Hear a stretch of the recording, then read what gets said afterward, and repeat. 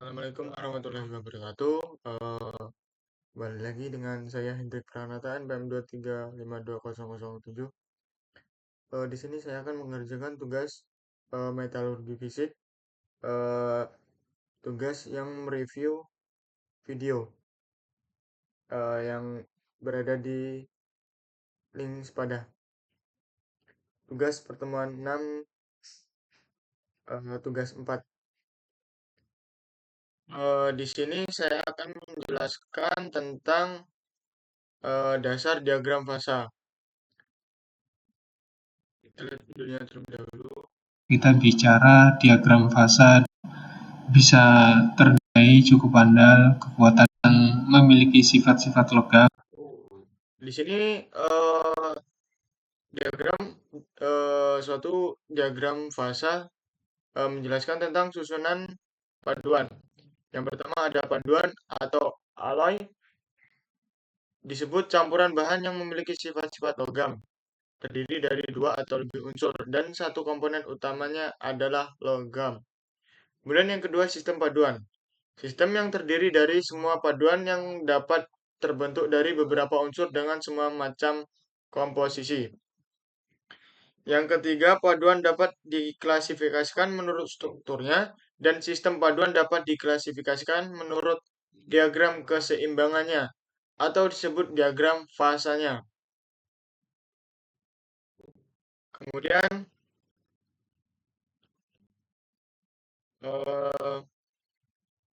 susunan Selanjutnya, paduan susunan itu bisa saja berupa susunan yang homogen, bisa juga merupakan campuran.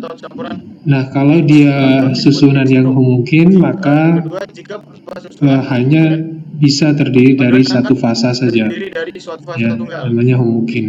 Kalau campuran bisa saja terdiri dari gabungan beberapa fasa, atau antara fasa dengan senyawa misalkan, atau antara senyawa dengan larutan padat misalkan. Bagian dari material yang homogen itu ya. Jadi jika homogen, maka paduan itu akan terdiri dari satu fase tunggal saja. Tapi kalau campuran bisa terdiri dari beberapa fasa. Nah, fasa sendiri atau phase itu adalah bagian dari material yang homogen, komposisinya, kemudian strukturnya itu adalah dua kali, kemudian bisa berupa. Yang pertama, logam yang memiliki sifat alotropi, misalnya setiap bentuk alotropi adalah fase tersendiri, walaupun komposisi kimia dan keadaan fisiknya sama. Kemudian yang kedua, paduan dalam keadaan padat, ada 3 kemungkinan macam fase, yaitu sebagai berikut. Yang pertama ada logam murni, yang kedua ada senyawa atau kompon, yang ketiga ada larutan padat atau solid solution.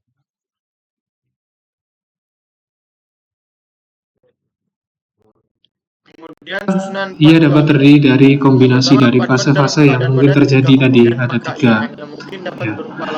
Mungkin saja bisa berupa kombinasi 2 logam murni, atau 2 larutan padat, atau juga larutan padat dengan senyawa, dan sebagainya.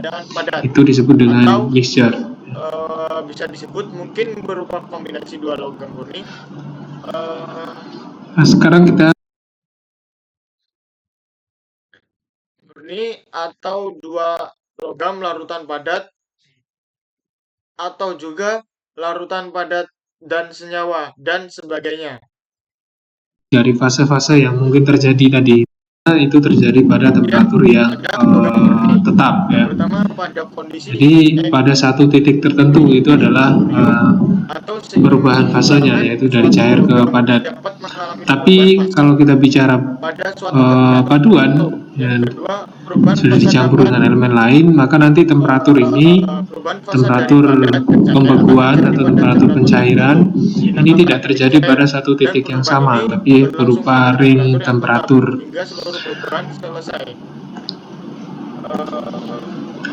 Kemudian, jadi pada satu titik tertentu itu adalah gambarnya seperti ini.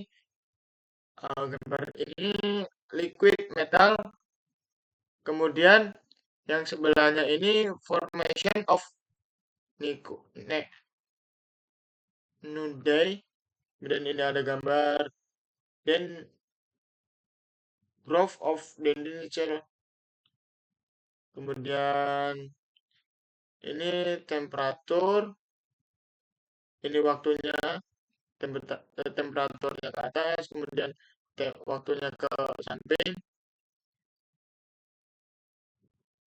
Elektron. Kemudian Nah, senyawa itu apa?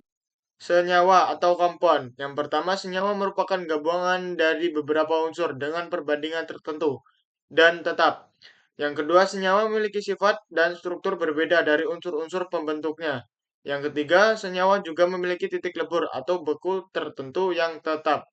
Seperti halnya logam murni. Yang ketiga, ada 3 macam senyawa yang sering dijumpai. Yang pertama, itu intermetallic compound, yang kedua interstitial compound, yang ketiga electron compound.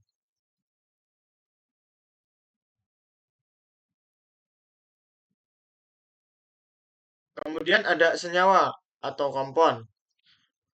Intermetallic compound, yang pertama itu intermetallic compound, ikatan ionik atau kovalen, sifatnya seperti non-metal.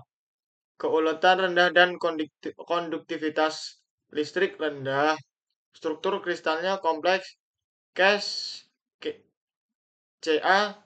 Se, Mg2Pb, Mg2Sn, Cu2Se. Yang kedua, interstitial compound. Itu ciri-cirinya terbentuk dari logam-logam transisi seperti skadium atau Sc, titanium Ti, natalum Ta, kemudian wolfram W, dan besi Fe dengan hidrogen H, oksigen O, karbon C, boron B, nitrogen N. Kemudian yang kedua, senyawa interstitial bersifat metalik. Kemudian yang terakhir, titik leburnya tinggi dan sangat keras. Kemudian ciri-ciri yang ketiga, elektron compound. Yang pertama, ciri-cirinya terbentuk di antara logam-logam tembaga atau Cu, emas Au, perak Ag, besi Fe, dan nikel Ni. Dengan logam-logam kadmium Cd, magnesium Mg, timah putih Sn, seng Zn, aluminium Al. Kemudian ciri-ciri yang kedua, senyawa ini terjadi dengan komposisi kimia sedemikian rupa sehingga mendekati perbandingan jumlah elektron valensi dengan jumlah atom tertentu. Kemudian ciri-ciri yang ketiga, senyawa ini sifatnya mendekati larutan padat, keuletan tinggi, dan kekerasan rendah. Yang terakhir, contoh AgCd, AgZn, FeAl, AuMg.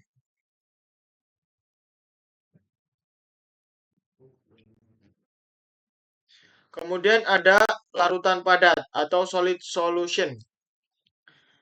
Yang pertama, dikatakan tidak jenuh apabila jumlah solut yang berlarutan masih di bawah jumlah yang mampu dilarutkan oleh solvent pada temperatur dan tekanan yang dimaksud. Kemudian ciri-ciri yang kedua, jika jumlah solut yang larut tepat mencapai batas kelarutan dalam solvent, dikatakan sebagai larutan jenuh. Yang ketiga, larutan lewat jenuh apabila jumlah solut yang larut telah melampaui batas kelarutan pada temperatur dan tekanan tersebut. Yang terakhir, dalam keadaan lewat jenuh, larutan berada dalam kondisi tidak equilibrium. Ia maka tidak akan stabil. Kemudian ada larutan padat atau solid solution. Dalam jangka waktu lama atau dengan penambahan sedikit, energi cenderung akan menjadi stabil. Mencapai kondisi equilibrium, dengan terjadinya pengendapan atau pemisahan solus sehingga larutan menjadi larutan jenuh. Yang kedua, suatu solid solution adalah larutan dalam keadaan padat terdiri dari dua atau lebih jenis atom yang berkombinasi dalam satu jenis space lattice. Yang ketiga, larutan atau solubility dalam keadaan padat jauh lebih rendah daripada kelarutan pada keadaan cair. Yang terakhir, larutan memiliki titik beku yang berbeda dari titik beku solvent yang murni. Kemudian ada larutan padat, solid solution. Itu ciri-cirinya umumnya tidak membeku pada satu temperatur tertentu, tetapi pembekuan terjadi pada suatu daerah temperatur tertentu. Yang kedua, pembekuan tidak terjadi pada temperatur konstan. Pembekuan berlangsung bersamaan dengan penurunan temperatur. Kemudian ada larutan padat atau solid solution. Ada dua jenis larutan padat. Yang pertama, larutan padat substitusional atau disebut substitutional solid solution. Yang kedua ada larutan padat interstitial atau disebut interstitial solid solution. Ini gambar yang pertama ini substitusional. Ini larutan padat substitusional. Kemudian gambar yang ini itu larutan padat interstitial.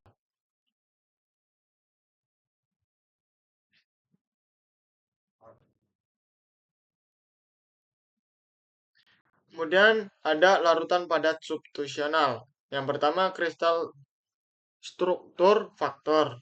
Itu ciri-cirinya kelarutan padatan lengkap tidak akan terjadi apabila keduanya unsur solution dan solvent struktur kristalnya tidak sama. Yang kedua, pada substitutional solid solution kedua unsurnya harus memiliki struktur kristal yang sama.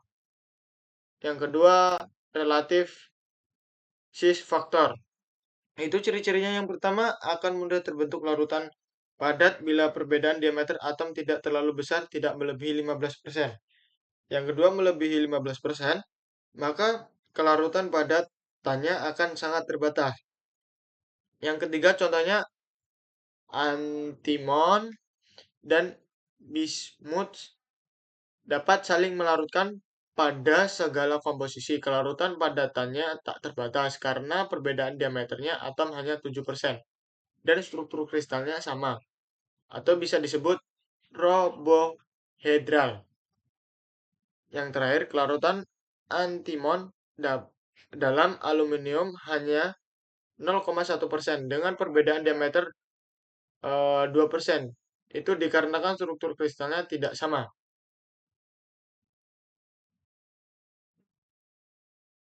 Yang kemudian ada larutan padat substitusional. Itu yang ketiga, chemical affinity factor. Itu ciri-cirinya ada yang pertama, makin besar chemical affinity-nya atau daya ikat antara dua logam, maka makin kecil kemungkinan membentuk suatu larutan padat. Yang kedua, makin besar daya ikatnya cenderung membentuk senyawa. Kemudian makin jauh jarak antara dua unsur dalam tabel periodik makin besar daya ikat antara keduanya. Kemudian ada relatif valence factor. Yang pertama, ciri-cirinya logam bervalensi tidak lebih rendah dapat melarutkan lebih banyak logam bervalensi lebih tinggi dibandingkan sebaliknya. Yang kedua, contohnya sistem paduan aluminium dan nikel, struktur keduanya adalah FCC. Dengan relatif cis faktor 14%, aluminium bervalensi lebih tinggi. Kelarutan dalam nikel dapat mencapai 5%, tetapi aluminium hanya dapat mampu melarutkan 0,04% nikel.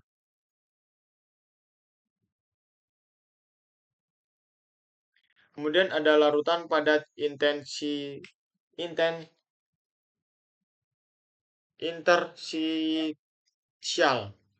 Yang pertama, larutan ini membentuk bila atom dengan diameter sangat kecil dapat masuk atau menyisip di rongga antara atom dan struktur lattice dari solvent dengan diameter atom yang besar. Karena yang kedua, karena celah rongga antara atom dan suatu struktur lattice sangat kecil, maka hanya atom yang sangat kecil dengan radius kurang dari suatu angstrom yang dapat menyisip dan membentuk larutan padat interstitial.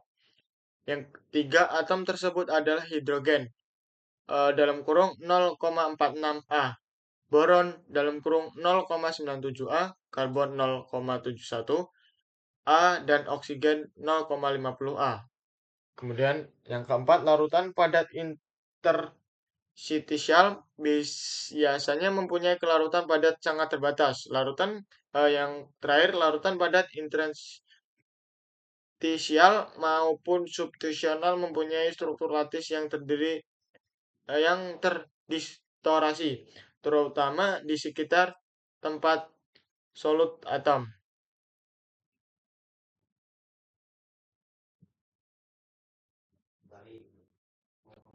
Yang kemudian ada larutan padat interstitial.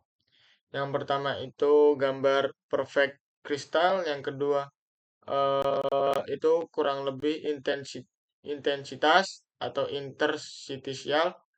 Yang kedua itu small slot atom, yang keempat itu large slot atom. Eh, itu bisa dijelaskan distorsi ini akan mengganggu gerak dislokasi pada bidang slip, sehingga dengan adanya solut atom akan meningkat kekuatan suatu paduan. Yang kedua, ini merupakan salah satu dasar-dasar penguatan logam dengan paduan. Kemudian ada larutan padat interstitial. Yang pertama itu ciri-cirinya berada dengan senyawa intermetalik dan interstitial. Larutan padat mudah dipisahkan atau diuraikan. Yang kedua, mencari padat di daerah temperatur tertentu. Yang ketiga, sifatnya dipengaruhi sifat solvent dan solutes. Yang terakhir, komposisi dapat bervariasi sangat luas sehingga tidak dapat dinyatakan dengan suatu rumus kimia. Kemudian ada kemungkinan struktur paduan. Yang pertama, pada skema di bawah dapat dilihat bagaimana kemungkinan struktur suatu paduan. Kemudian yang kedua, dalam suatu paduan seringkali strukturnya merupakan kombinasi dari beberapa fasa. Ini diagram struktur paduannya atau struktur paduannya kurang lebih seperti ini. Alloy strukturnya mengarah ke homogen atau single phase, kemudian single phase ke solid solution, kemudian dia membagi ke substitutional dan interstitial. Kemudian di single phase-nya tidak hanya di solid solution, dia terbagi ke kompon juga. Ke kompon itu juga terbagi menjadi tiga. Yang pertama itu ada intermetalik, kemudian yang kedua interstitial, kemudian yang ketiga ada elektron. Alostruktur itu terbagi tidak hanya homogen atau single phase, dia ada juga mixture atau several phases. Dia mengarah ke any combination of solid phase itu ke metal, kemudian ke solid solution, ke kompon juga, atau bisa disebut intermediate alloy. Kemudian ya ada diagram fasa. Diagram fasa adalah suatu grafik yang merupakan representasi tentang fase-fase yang ada dalam suatu material pada variasi temperatur, tekanan, dan komposisi. Pada umumnya diagram fasa dibangun pada keadaan kesetimbangan atau kondisinya adalah pendinginan yang sangat lambat. Diagram ini dipakai untuk mengetahui dan memprediksi banyak aspek terhadap sifat material. Yang terakhir, diagram kesetimbangan fasa menampilkan hubungan antara suhu dan komposisi serta jumlah fasa-fasa dalam keadaan kesetimbang.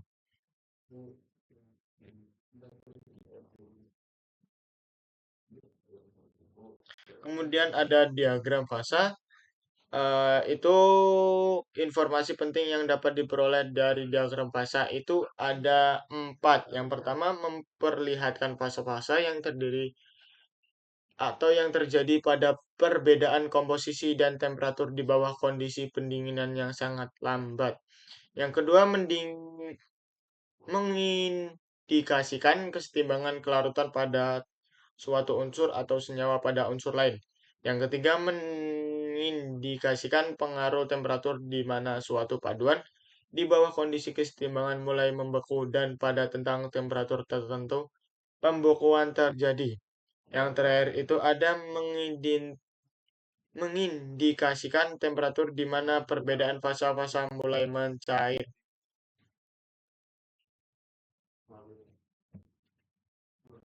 Kemudian ada pembentukan diagram fasa.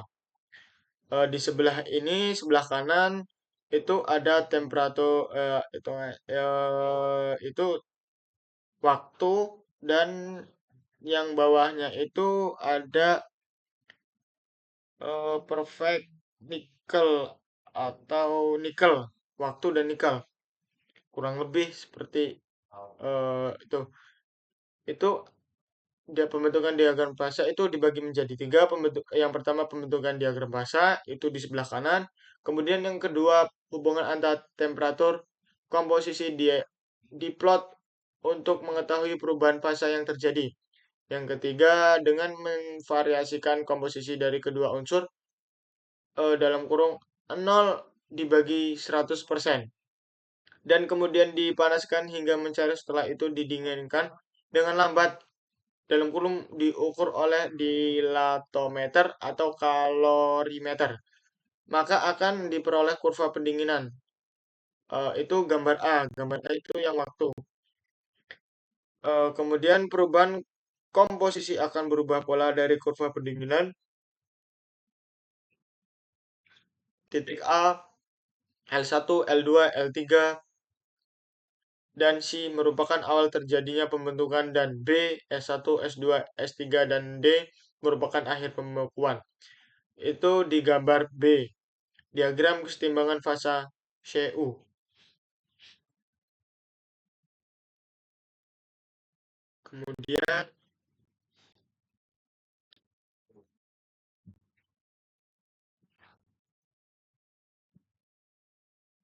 Kemudian ada liquid dan solidus line.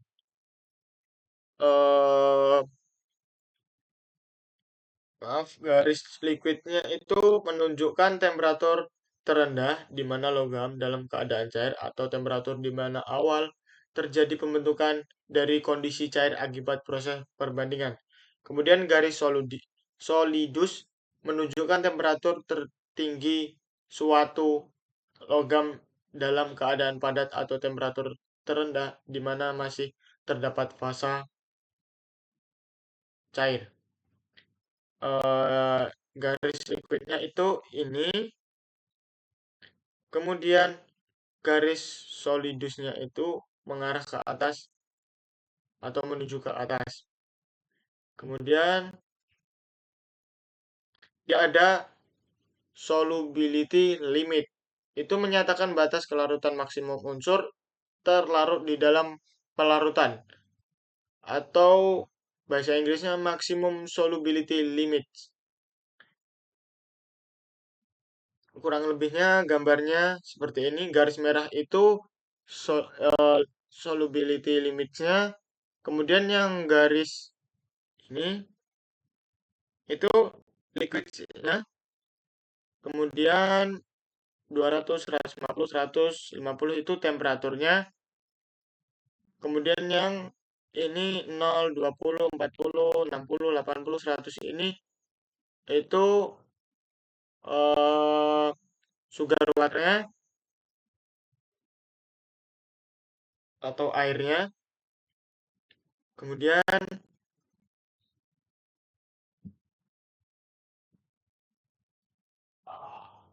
ada jenis diagram fasa. Diagram fasa suatu paduan yang terdiri dari dua komponen dinamakan diagram biner.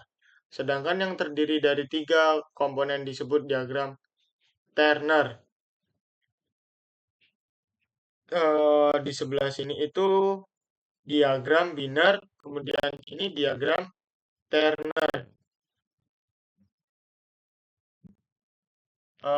Kurang lebih seperti itu penjelasan dari video tugas 4. Sekian dari saya. Jika ada salah kata, saya mohon maaf. Sekian dari saya. Wassalamualaikum warahmatullahi wabarakatuh.